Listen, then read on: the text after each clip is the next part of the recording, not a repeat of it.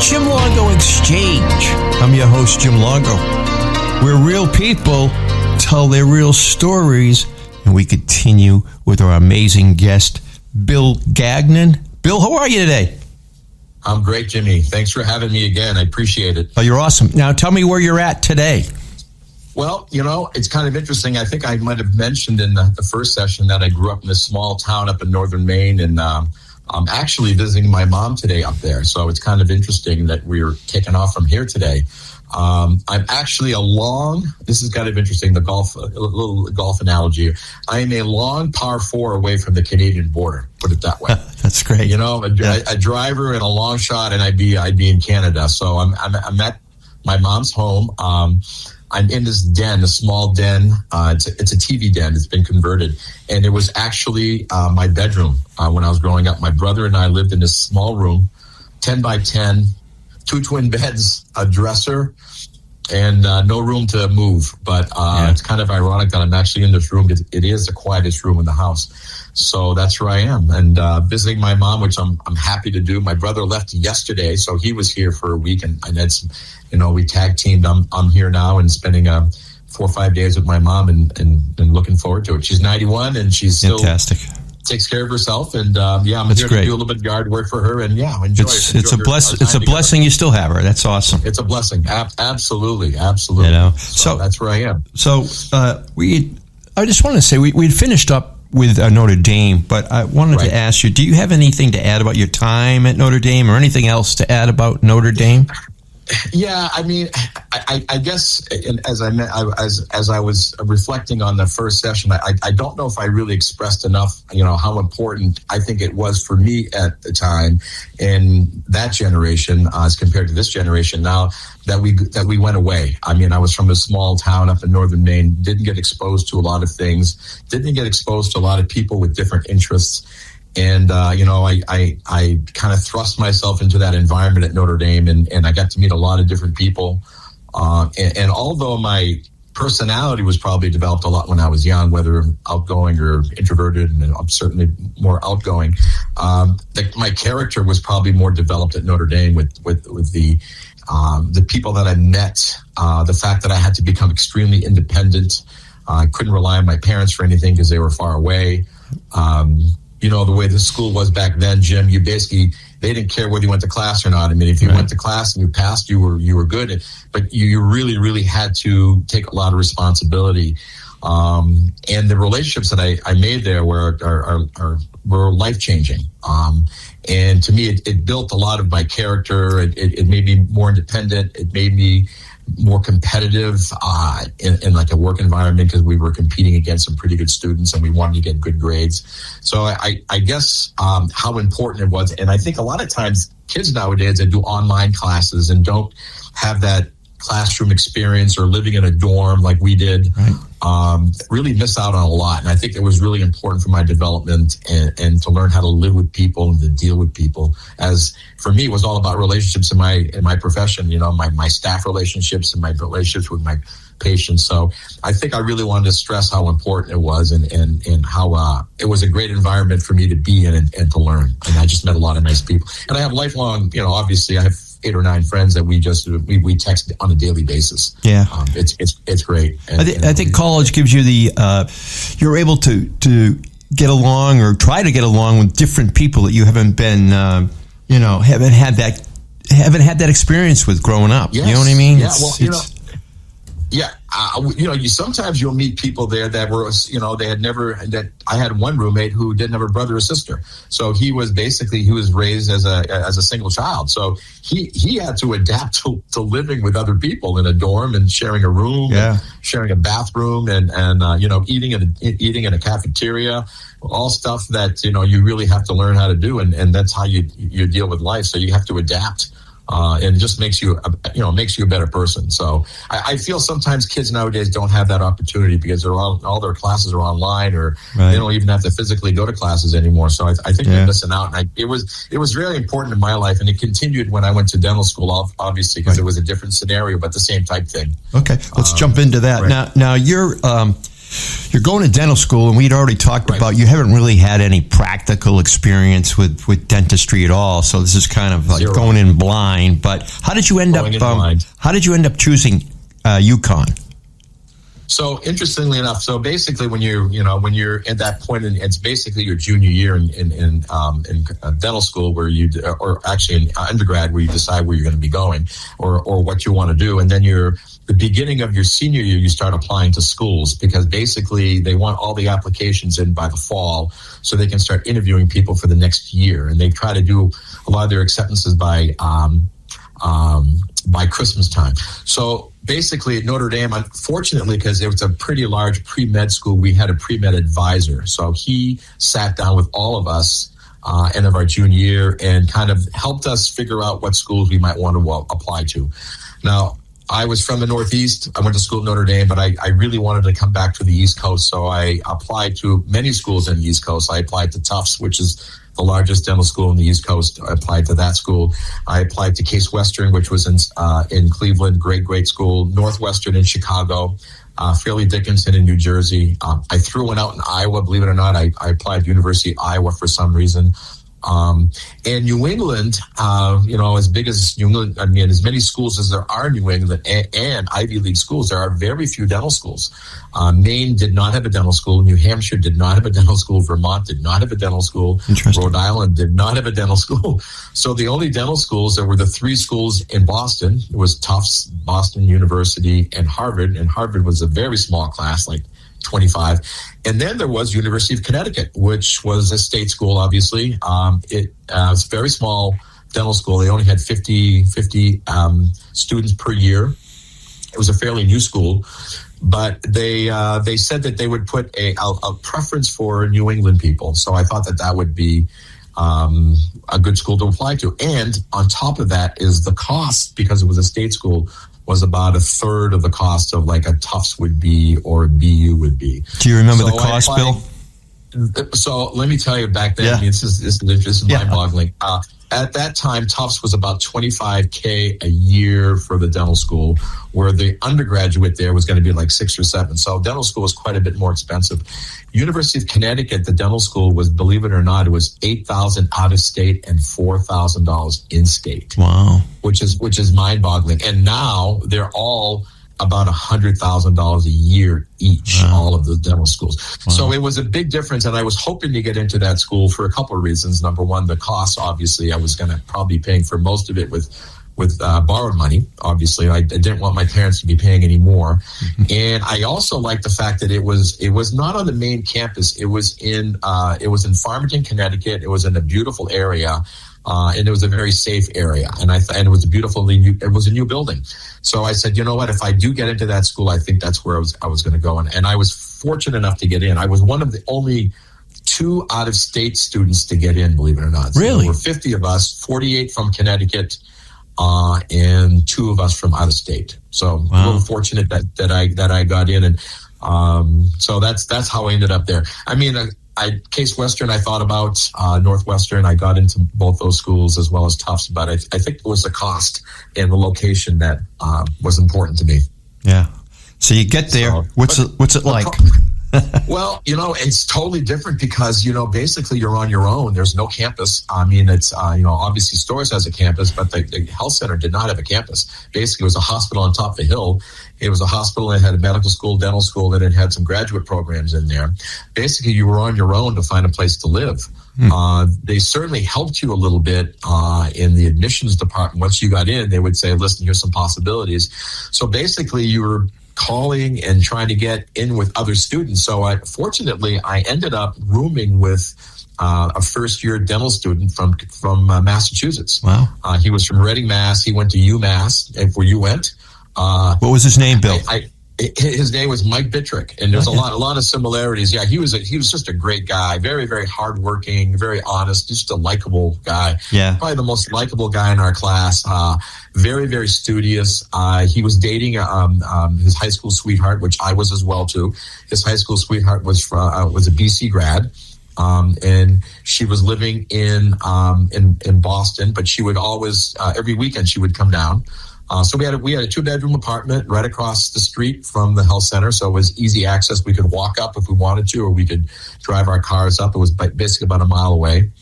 But I couldn't have asked for a better roommate. He was very studious, very supportive. Believe it or not, he didn't have a car. He did not have a car. So he enjoyed having me because I had a vehicle. So I would drive us to, grocery stores or whatever. Right. But it was a really good experience, a good relationship. We still, he ended up on Cape Cod. He ended up practicing on Cape Cod, believe it or not. And recently he sold his practice just before I did to the same company that I ended up selling my practice to. So that's a amazing. lot of similarities, and we remained good friends, and it was a great relationship, very positive. And we studied together, and he was certainly a lot more studious than I was. So he pushed me a little bit to be able to study a little bit more than I really wanted to, but I knew I had to, so. Well, how rigorous was the academics, Bill? It was ridiculous. Really?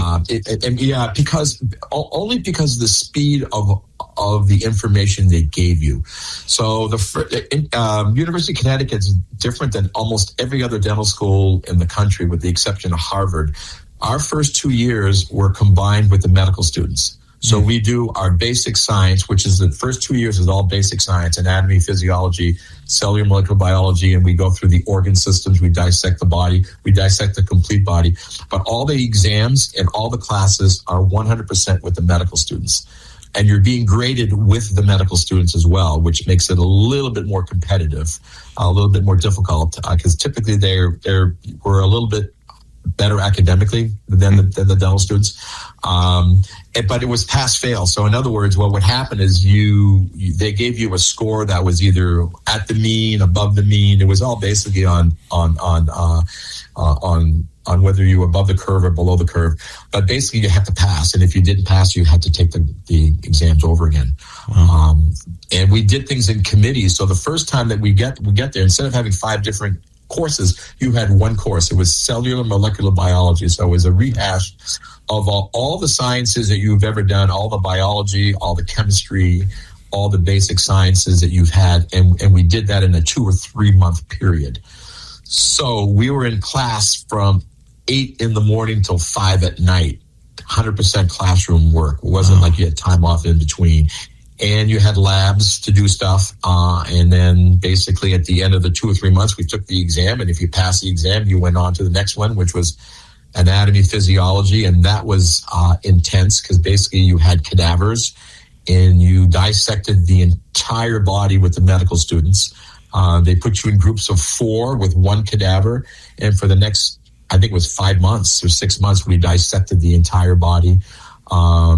All the different parts and exams. And so the first year was basically all biochemistry, anatomy, and physiology of the entire body in 1 year, which sometimes you would do in probably, it was probably equal to 4 years of college. Right. And crammed in there. Then the next year, the second year, you actually went through the organ systems. You did central nervous system, so you redissected. You did the pathology on them. You did the physiology, and you did the treatment. You did central nervous system. You did musculoskeletal. You did renal urinary. You did every system in the body, and that was intense. And that was the same thing. That was 8 hours a day, and then you studied at night for exams. So it was an intense medical training is what we got.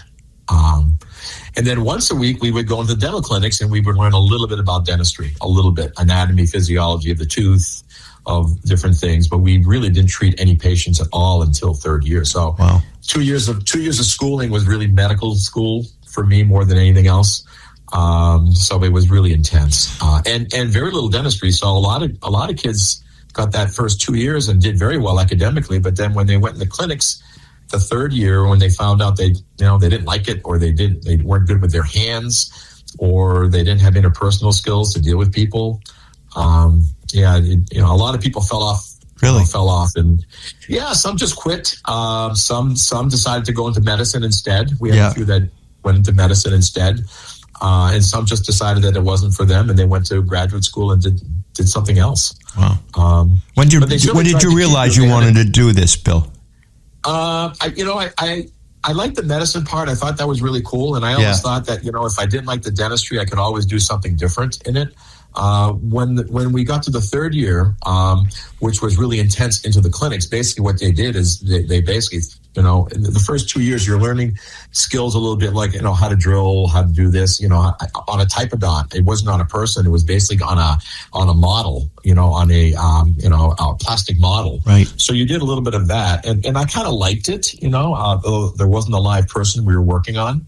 And certainly when I got in the clinics and I started meeting people and dealing with them and doing procedures, I knew it was for me because it was just all about people and relationships and making people feel comfortable and conversing with people. And, the dentistry was important, but sometimes it's secondary, Jim. Sometimes basically it's developing that trust and learning how to deal with people that really make you more successful than anything else. Yeah. So I was fortunate that I enjoyed it, and I was fairly good at it. I was better at the academic portion, and I still am better at the academic portion. But the dentistry came fairly easy, and you learn to get better with continued practice. The more you did. Are you able to practice on a real person at all? I mean, at what point can you do that? Well, that's what you do. That's what you do in the third and fourth year. So basically the third and fourth year, what happens, you start to go in the clinics and they assign you patients. So there's patients that come into the clinics and they're basically not paying anything, Jim. Some of them are retired people that have money. Yeah. Some of them are people who don't have any money and want free dentistry because basically there was basically no charge. And I would say the one disadvantage of University of Connecticut is the fact that we were in a very affluent area, and it wasn't. It was 100% suburban. It was not urban, and urban environments are usually a little bit better to do training because basically you have a lot of indigent people that really have no place to go, and they come in and there's a lot of dentistry to be done, and we had a hard time finding patients because we had to get them out to Farmington, and if they were from the inner city, they had to get bussed in. So basically, we were dealing with a lot of, older retired patients who had a lot of time on their hands. And, and basically they were, because it would take forever to get things done. I mean, you had, a filling that might take, 15 or 20 minutes when you're practicing. I mean, it was a 3-hour deal with these people. They would come in, they would have to get evaluated. Every portion that we did had to be checked off by an instructor, how you numb them up, how when you prepared the tooth, they had to take a look at it to make sure you prepared it correctly. And then you restore it. They want to make sure you restore it. So it's a long, tedious process. You certainly learn a lot, but you don't do a lot of procedures even in those 2 years. You do, you might do 50 restorations or fillings. You might do 10 crowns. Okay. You might do 3 or 4 root canals. You might do 50 extractions. You learn how to do them well, but you don't have a whole lot of, what can I say, quantity. Right. Right. Yeah. So, but the training is phenomenal. The people who work in those health center, at our health center, our dental school are phenomenal. Even when you're doing the first 2 years, you're dealing with PhDs and when you're doing renal urinary, you're dealing with someone who's doing all kinds of research on basically, how the kidneys work, all the medications that affect the kidney. So you're dealing with some really, really heavy hitters as far as education wise, and very dedicated. They're there for you. It was a really good education, very, very good education. Yeah. So it's year 3, year 4. What goes on from there? Well, basically, so what happens is that, and in between all that, there are milestones that you have to hit. So not only do you have to really do well for them, but let's say after your second year of dental school, what happens? They give you a national board. Mm-hmm. It's called part 1 of the national boards for passing. So it's basically a lot of didactic. It's really a lot of medicine. It's a lot of more organ systems. It's a little bit about dentistry too, about anatomy, dental anatomy, and you have to pass that exam. If you don't pass that exam, they don't let you on. So after year 2, you take part 1 of the boards, and then during your education of year 3 and year 4, you really have to do as many procedures as you can. They give you minimums to do, but the more you do, the better you are. Right. Now, to get your license in order to leave, you can graduate from dental school, okay, without having a dental license. So you graduate from dental school and you've fulfilled all the requirements of the dental school. But in order to get a license to practice, you have to pass the NERBs. Well, in our case, the Northeast Regional Boards take care of like maybe 30 states. So you have to pass that exam. So they give you that exam at the end of your 4th year. So basically, you have to get patients to come in, and there's a written portion, but there's also a practical portion. So you have to do a restoration on someone, a filling on someone. You have to do a periodontal procedure on someone. And in our case back then, I don't know what they do now, but you also had to do a removable denture. Like you had to, fit a denture, take impressions. So you had to really display to get licensed that you were capable of doing to a certain level. Okay. So basically, so it's not like you can just get out of school and you can actually start practicing right away. You have to get licensed, and then every state will have its own basic law exam, like a legal exam. Right. Almost like the rules and regulations for each state is going to be a little bit different. So basically, you're being tested all the way through, and there's some kids who actually they get through the 4 years and they can't pass. It's almost the same thing with like passing the law bar. Yeah. Right? Same thing. You can go to law school, but if you don't pass the bar, then you can't practice. So the same thing with dentistry. Wow. So the interesting thing about UConn, University of Connecticut, because they realized that they were mostly didactic and they didn't have a whole lot of as much clinical time as other schools, what they did is they actually they actually encouraged you to do a residency. Okay. And what a residency is almost every hospital or clinic in the country, a major hospital, will have a dental department. The dental department is usually associated with the oral surgery department, and what they do is they actually have people in emergency rooms that actually, if you come in with a facial problem or trauma, where the oral surgeons will treat you, and they actually utilize general dentists to actually help with that service in the emergency room. And then they typically have clinics as well. They might have a section of the hospital where they have several dental chairs.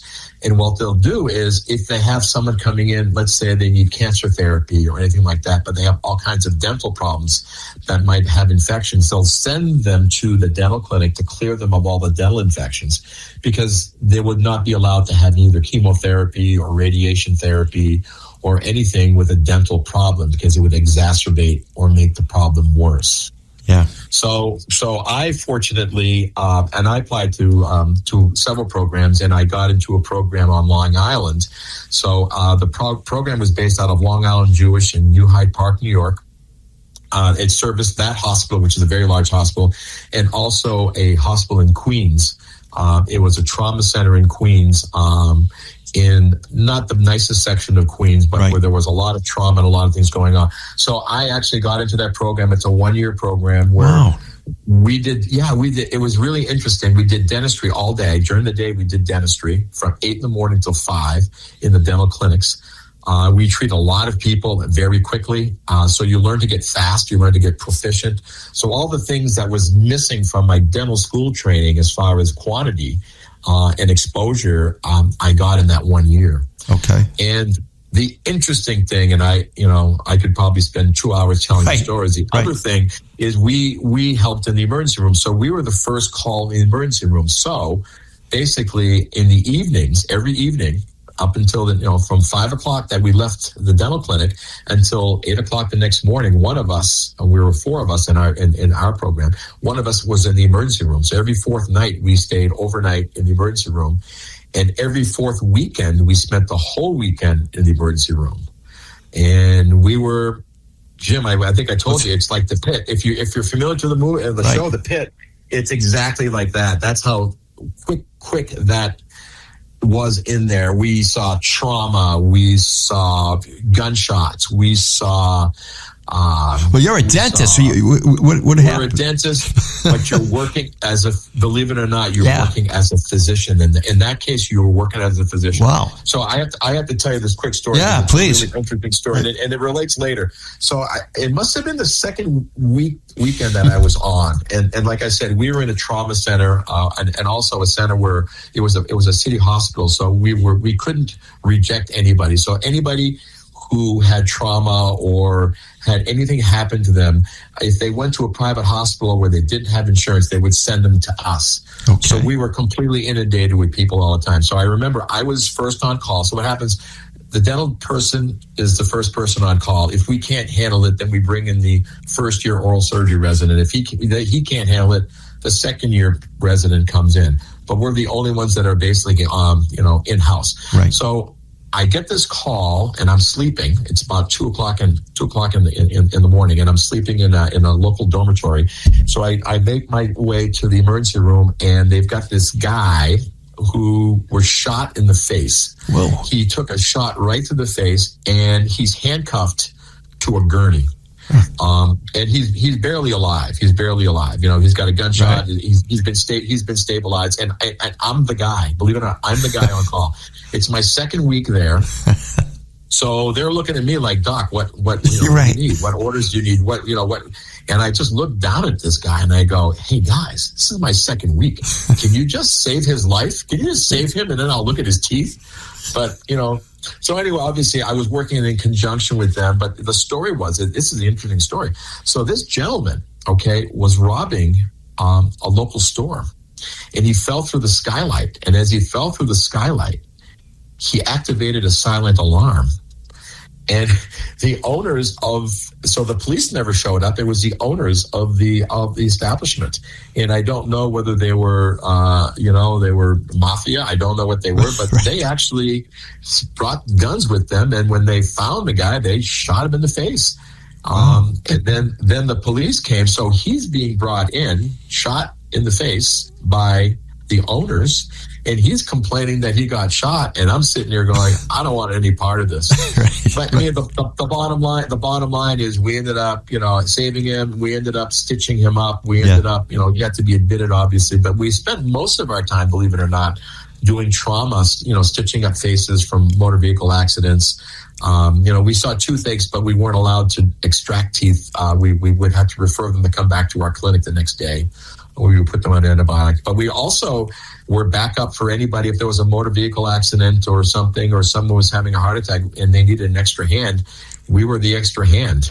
Wow. We were a lot like the dental, like the medical students that they use, how they use them in the pit, and also how they use the residents. So basically that's what we did. So my experience was, through the roof as far as dealing with trauma and dealing with emergencies. And, I really, you learn really quickly that you're not going to be overwhelmed by anything. Well, after all that, dentistry is a day at the beach, right? You end up getting a lot of confidence. We ended up working with a lot of, like every day we would have different specialists come into our clinics, and they would teach us shortcuts to do things, more efficient ways of doing, like if you're doing a filling or a crown or anything like that. We learned the technical way and in dental school, but then when you go into practice, sometimes you do things differently that are actually most of the time better and more efficient with different instruments. So it was an amazing experience. Living in New York was great. I was newly married to my wife, and she was a physical therapist, and she was working in another hospital. And we experienced the city, and certainly, I learned more dentistry in that 1 year than I could have in 10 years of private practice. Wow. Yeah, really, really, a really great experience, to be honest with you. Yeah, it's incredible. And when I interviewed for jobs when I got out, I remember the office that I ended up, they said, hey, how would you handle this if a patient came in on emergency and needed a root canal, and would you be comfortable doing that? And I just looked at them and I laughed, and I said, I related to them the story that I just told you, and I'm right. like, I don't think that a root canal is going to bother me, or a broken tooth is going to bother me, or after what I've been through. So yeah. So even through my whole practice, Jim, I really appreciated. We were very big on taking care of emergencies. I enjoyed doing emergencies. If I had become a doctor, I probably would have been an ER doc. I just like the energy and the fact that people came in and you had to do something quickly and take care of them, and and boom, you saw a result right away.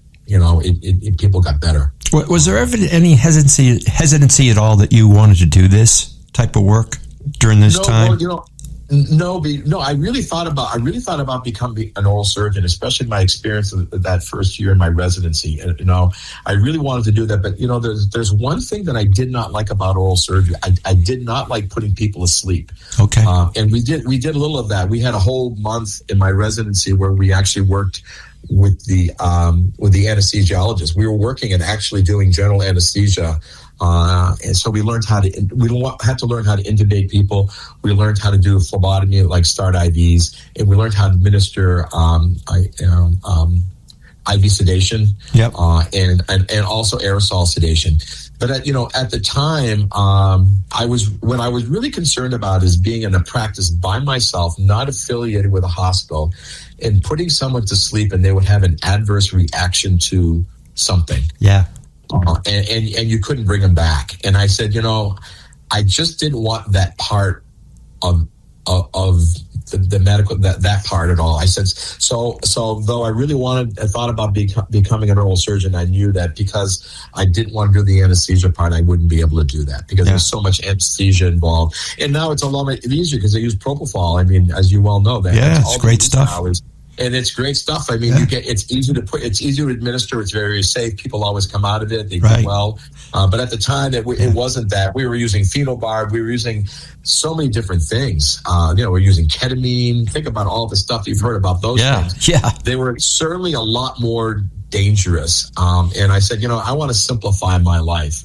It's bad enough that we have to learn how to give anesthesia like Novocaine, which is an important part of dentistry, obviously, when you were injecting people with, but we're not putting them to sleep. Yeah. Anyway, but as far as I loved it when I started doing dentistry. I loved it. I love the fact that we're dealing with people and helping people out. The dental part is actually, there's an art to dentistry.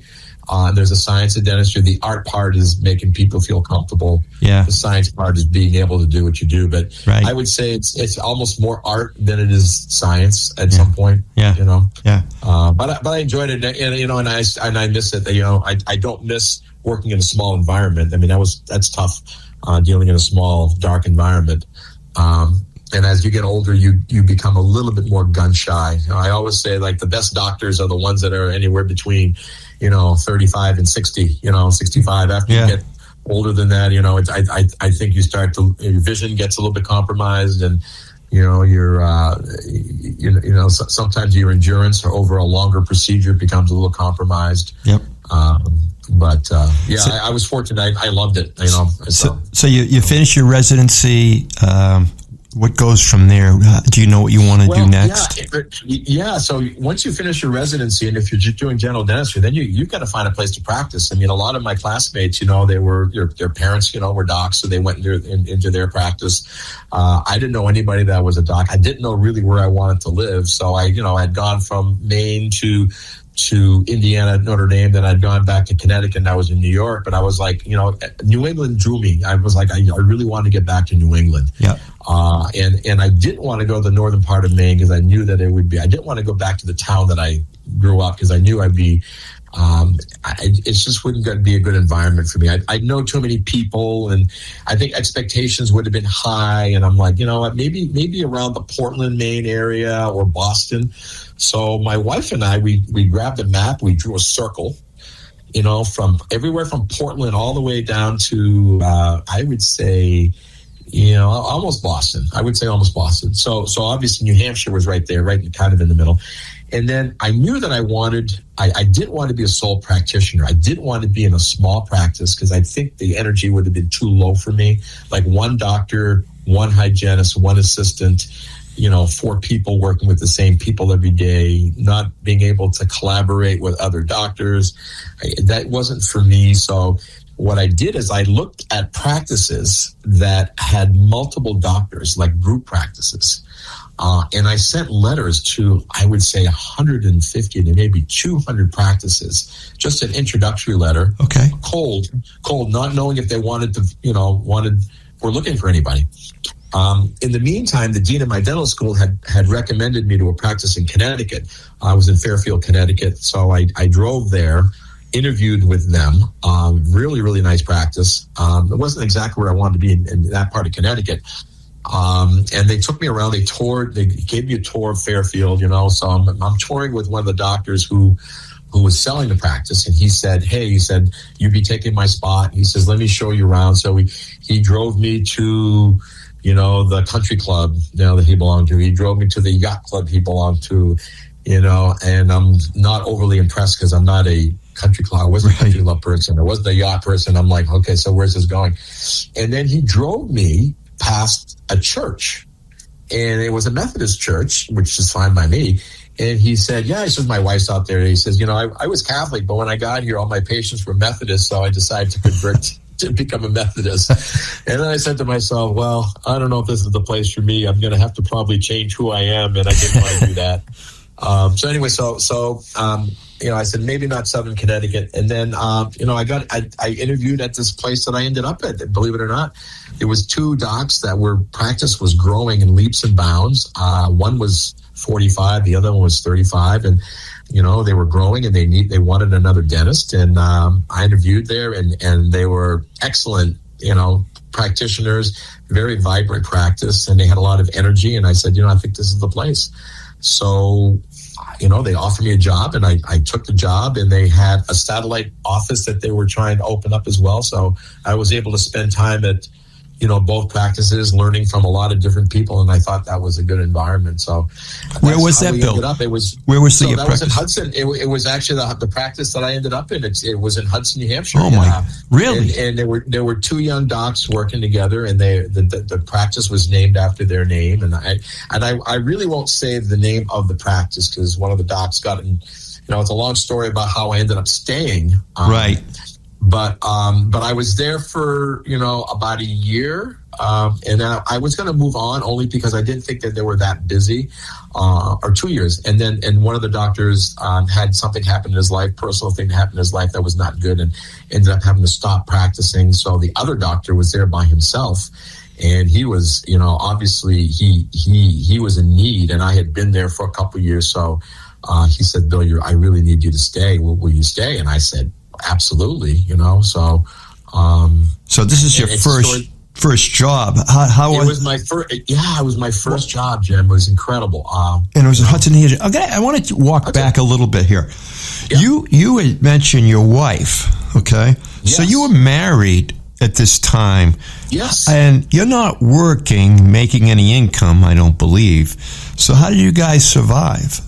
No, so this is what happened. Oh, this is actually, that I skipped over that part. Talk about getting everything done at once. So as Jim knows, my wife, obviously, she was my high school sweetheart. So when I was at Notre Dame, she was at Marquette University. She's a physical therapist. And then when I left Notre Dame and went to Connecticut, she moved out there and got a job as a physical therapist. So she followed me out there, and we were dating. We were not living together, dating. And, at that point, when I was in dental school, at that point, we had been together for about 9 years. We had dated in high school, 4 years of college, and 4 years. So we actually, we got married about a week after 2 weeks after I graduated from dental school. So listen to this. I passed the boards. Okay. I graduated from dental school. We get married on June 9th. Okay. I graduated in May, and we moved to New York City, in the 1st of July. All in that, the four biggest things in your life. Right. At that point.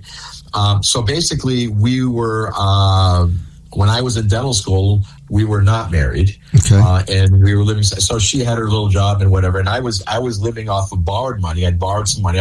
Believe it or not, Jim, I only borrowed $40,000, and that was all I borrowed for dental school, and I didn't have any debt from undergraduate. Fortunately, nowadays a lot of people graduate and they've got $100,000 of debt from undergrad, and they get $400,000 of debt from dental school. So it's crazy. It's like a huge number. Yeah. So anyway, when we moved to New York, I was working as a resident. Now, as a resident, you do get paid. Okay. I mean, there is a pay with a residency. I mean, it's not it's a stipend, but it's it's not a lot of money, but enough that between what she was making and I was making, that we could live on. Right. Okay. So anyway, that's how it works.